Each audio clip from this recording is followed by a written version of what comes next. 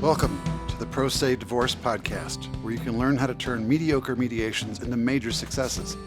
My name is Tom Davis, and I'm a certified professional divorce mediator in Denver, Colorado. I've helped thousands of clients over the past 2 decades reach success rates and outcomes that are significantly higher than what is typical. In each episode, I will share valuable insights, practical skills, and tools you can utilize right away to improve your mediation outcomes. And I'll serve as your guide through the potentially confusing process of divorce. Better days are coming, starting now. Welcome. I'm glad you've joined me for today's episode, introducing the podcast and announcing our first podcast series. I think I should start by defining what is pro se, since it is the foundation of our entire podcast. So a party may want to represent him or herself in the mediation, and this is known as appearing pro se, or without an attorney, without a lawyer. And you do this to save money or maintain control of the mediation. In Colorado's parties may represent themselves in court without lawyers so they can achieve the benefits of mediation. So in case you're not familiar with what the benefits of pro se divorce mediation are, we should describe those so you know why it is so important that we commit to protect the success of those processes, and thus why I've created this podcast to cover this very topic. There are many compelling benefits to using mediation as your process of handling your divorce. The process is not adversarial. So parties work together to achieve mutual benefits. And so because we're engaged in a process where we're aligned in trying to find solutions that benefit and have common advantage for each other, we spend less hours in the overall process. The neutral or the mediator is another benefit. Instead of hiring 2 high-cost lawyers to argue on your behalf, you're paying for one person. And since you split the mediator's fee, you end up paying a lot less for each hour. So when you combined spending a lot less hours with spending a lot on the hours you do use, it translates into a tremendous cost savings compared to the other options. The next benefit is that mediations are highly confidential. So private details can be explored and left in mediation, so the courts just receives the final agreement. So what happens in mediation stays in the mediation. It's voluntary. You have all the power to engage or terminate the mediation at any time without any legal limitations. You don't have to agree to anything unless you want to. And so you can get up and leave in the middle of a mediation, and you are not obligated to do anything that you said you were contemplating doing in the mediation. You can start over with a new mediator. You can transfer over to attorneys. You can appeal to the court. You can do anything you want. And you haven't lost any of your legal rights because you participated in the mediation to begin with. Mediation works very well without attorneys, but if it's helpful to have legal support for yourself, then the mediation process can accommodate legal counsel involvement in a variety of ways. You get faster resolutions typically. Since the parties determine the outcome, you can reach agreements much faster than if mired down in court or legal processes. Courts will accept mediated agreements and give pro se parties great latitude with their agreements. So you can create custom parenting plans that have never before been seen and deviate from statutory child support and spousal maintenance calculations. And if it's in the best interest of the parties and, within certain parameters, the courts let you pretty much dictate within reason what's best for your family. That's a lot of power, and a lot of people like that. You can also get creative solutions. It's another benefit. There's no better process to work together to produce creative solutions for your particular specific situations than mediation. Courts don't spend too much time to accommodate special interests, and to do this using attorneys could be a costly slog and may not be the best use of an attorney's time and talents. You get to keep control. As pro se parties, you retain all the decision-making authority. Since you are pro se in the mediation process, you still get to keep all that decision-making authority. The mediation process doesn't remove it. And the mediator just facilitates the process. So as I tell clients, you control the outcome, I control how we get there. And all other dispute resolution processes infringe a little or absolutely on your decision-making authority. as you then become subject to established legal proceedings that have their own requirements and built-in limitations, and sometimes they can't be stopped once they've been activated. So once you head over into those territories, sometimes it's hard or sometimes impossible to change your mind and back out once you started certain things. Typically, mediated agreements are better for the children. Parties who mediate tend to produce better agreements and co-parenting relationships with decreased conflict, which is the single best thing you can do to protect your children from the most serious threat facing them, which is conflict of their parents. By working together, you also learn valuable communication and negotiation skills that will help you peacefully co-parent long after the mediator, the lawyers, and the court all go home, because you two still have to work together. And if you can utilize skills and things you've learned during the process, you get to benefit from those for the rest of your life. And if that means you don't get to come see me, I'm happy about that. That's good. So these are all amazing opportunities if you know how to effectively participate in the mediation to achieve them. And that's where your journey through this podcast begins.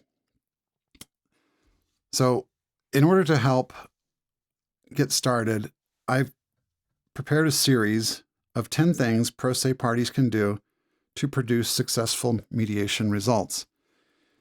And in each episode, I'm going to examine one idea or one topic and then equip you with the instant wisdom and usable abilities that you can apply right away.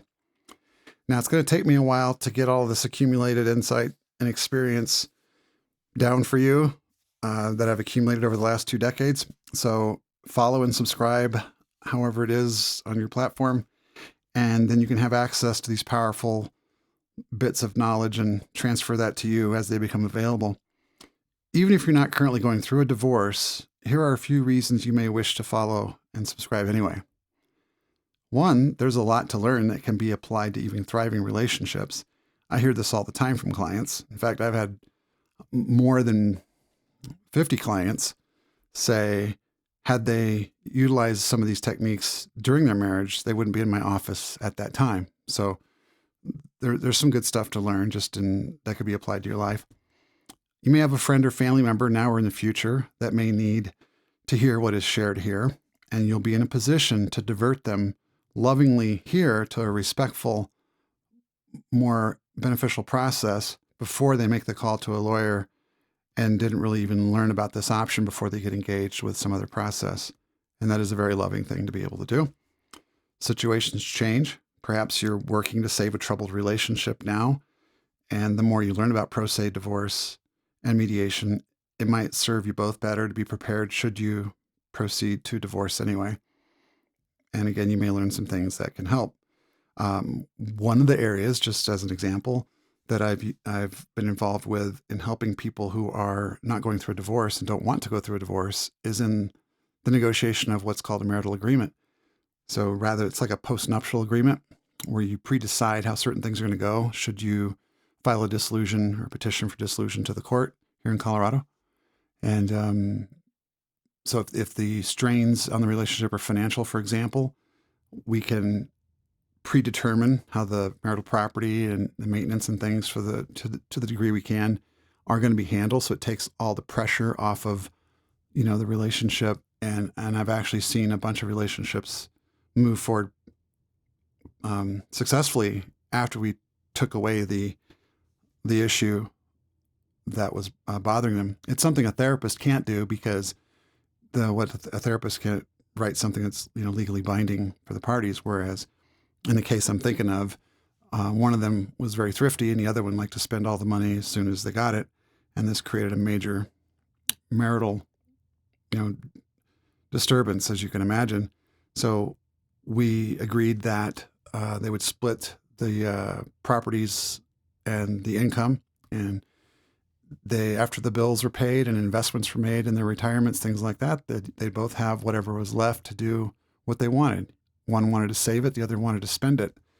And then we came to an agreement that wasn't going to affect the final settlement. And they were both very happy with this and to this day are still married. So, there's some creative uses of the things you can do in a mediation without going through a divorce.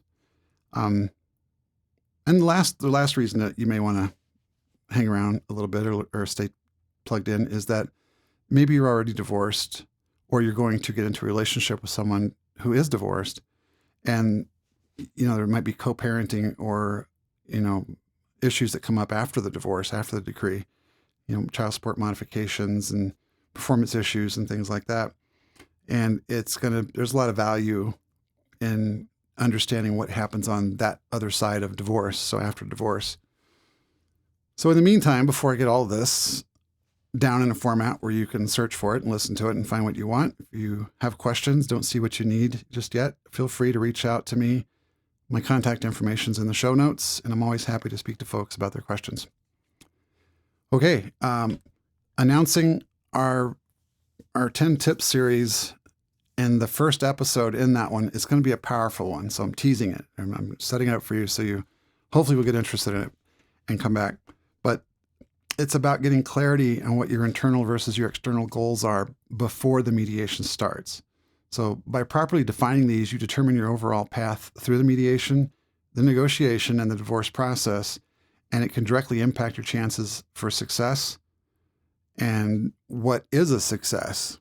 Many times what you think is what you want isn't what you want. And so I thought that is a good place to start our journey together.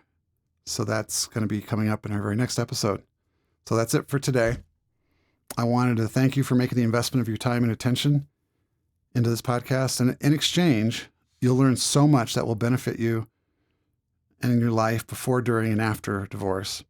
I will strive to make your investment pay off for you, because you are why I get up to do this work every day.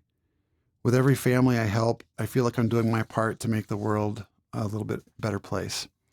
It creates a ripple effect that can reach out through the generations and stop cyclical dysfunctions and start cyclical, good patterns and good relationship building. And that makes the world a better place. And I've seen it in my own life. And so I'm happy to share it with you all, because you also have that power to do that too. And if we all do that, how powerful. This has been Tom Davis. Thank you for joining me today. Remember to protect every accomplishment you make together, and that setbacks are just wins in the making. Stay positive. The Pro Se Divorce Podcast is a production of Family Synergy Mediation. The information in these podcasts are opinions only and should not be considered legal advice. Visit myfamilymediation.com to learn more.